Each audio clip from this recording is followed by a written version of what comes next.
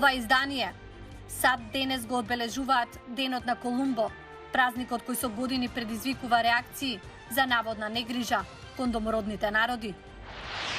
Вработените во училиштата во Њујорк кои не се вакцинирани се соочуваат со отказ. А како се снаоѓаат афганистанците кои пристигнуваат во Америка по доаѓањето на талибанците? Останете со нас. Поздрав до сите што не гледаат. Јас сум Милена Ѓоргиевска. Добре дојдовте во уште едно издание на Newsflash на Гласот на Америка на македонски јазик. САД денес го слава Денот на Колумбо, федерален празник кој одбележува годишнината од пристигнувањето на морепловецот Кристофер Колумбо во Северна и Јужна Америка. Сепак, овој празник со години предизвикува реакции за наводна негрижа кон домородните народи, кои биле експлоатирани од шпански трагачи по злато. Она што е различно годинава е што председателот Бајден го потпиша првиот председателски проглас. Овој ден да се празнува и како Денот на домородните народи. Денес ја признаваме болната историја на грешки и суровост кон домородните заедници од страна на многу европски истражувачи, рече Бајден. По повод празникот, Њујорк и Чикаго денес ги враќаат парадите. А од другите вести, помина рокот вработените во болниците во Њујорк, исто како и вработените во училиштата, да се вакцинираат против COVID-19. Градоначалникот де Блазио најави отказ за сите што немаат доказ дека примиле вакцина. Вработените во болниците и домовите за грижа на стари лица во Њујорк мора да се вакцинираат согласно новите мерки. Градоначалникот Бил де Бласио вели дека е задоволен од реакцијата досега. Многу сум среќен што гледаме одлични резултати, конкретно во јавниот здравствен систем, кој херојски се справува со пандемијата од самиот почеток. Доста добра е реакцијата и од волонтерите и приватните болници. Де Бласио ги повика здравствените работници кои се уште не се вакцинирале да го направат тоа. Како и за се друго во животот, луѓето реагираат на крајни рокови. Се вакцинираат во последен момент. Дури и оние што ќе го пропуштат рокот, ако се вратат и побарат вакцина, ќе бидат добре дојдени. Речиси 100% од медицинските лица и лекарите се целосно вакцинирани, според председателот на болниците на Њујорк Мичел Кац.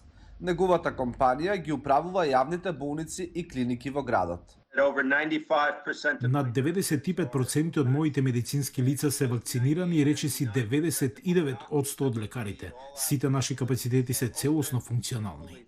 Физикална терапевтка од сојузната држава Њујорк, која не сака да се вакцинира, добила привремено верско ослободување. Верува дека судијата ќе донесе одлука во нејзина корист.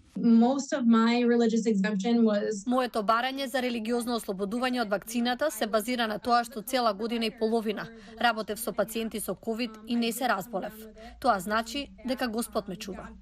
Гувернерката на Њујорк, Кети Хокул, вели дека е подготвена да донесе повеќе здравствени работници доколку е потребно. Ќе потпишам извршна наредба за потребите од недостиг каде што тој ќе се појави. Тоа ќе ми дозволи да ја распоредам националната гарда која е медицински обучена, лица кои се пензионирани а кои имаат лекарска дозвола и луѓе од други места.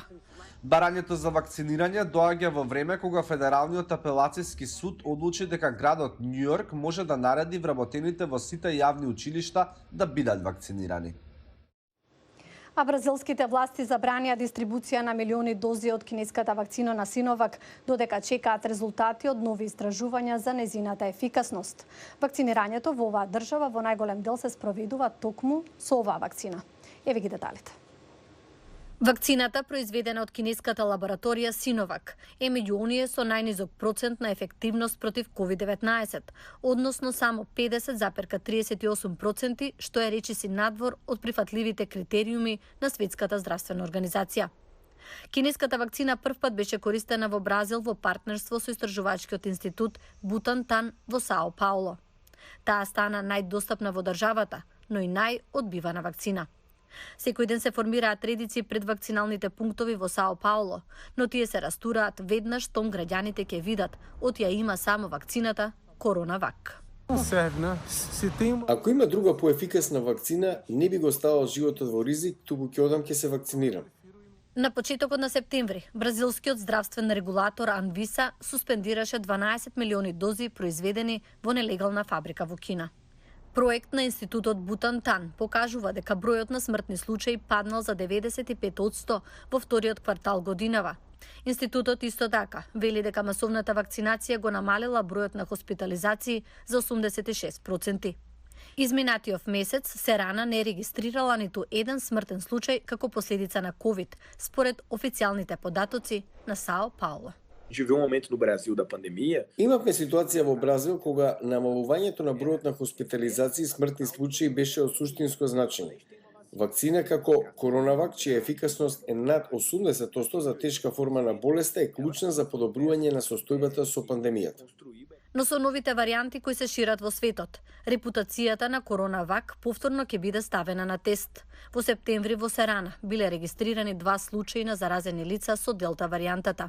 Двајцата пациенти биле вакцинирани и имале благи симптоми. Научниците велат дека тоа се охрабрувачки знаци, но тие крајните резултати ќе бидат објавени во наредниот период.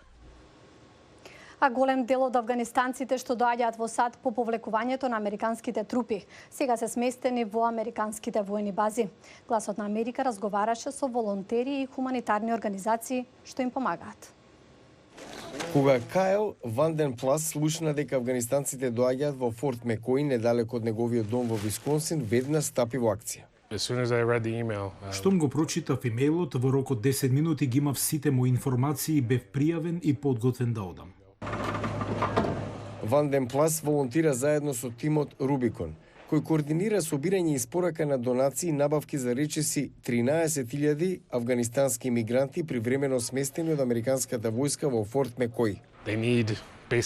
Ним им се потребни основни работи. Во моментов имаме пелени и производи за женска хигиена, како и храна за бебиња и облека.